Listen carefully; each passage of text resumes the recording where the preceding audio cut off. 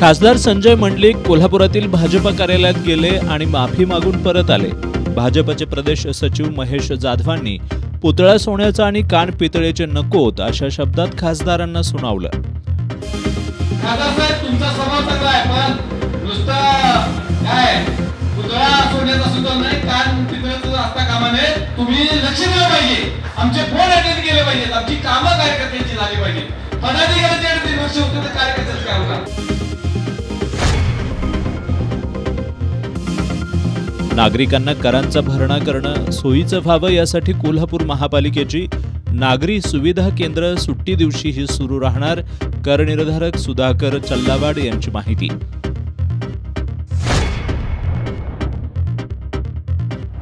कोल्हापुरात पार पडली कचरा वेचक महिलांची हक्क परिषद। कोल्हापूरसह सांगली आणि सातारा जिल्ह्यातील कचरा वेचकांचा परिषदेत सहभाग।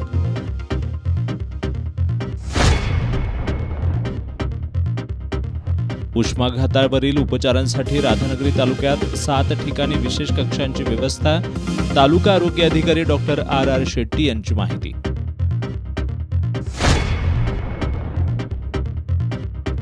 आणि गुड फ्रायडे निमित्त कोल्हापूर शहरातील चर्चमध्ये प्रार्थना आणि मार्गदर्शनपर उपक्रमांचं आयोजन।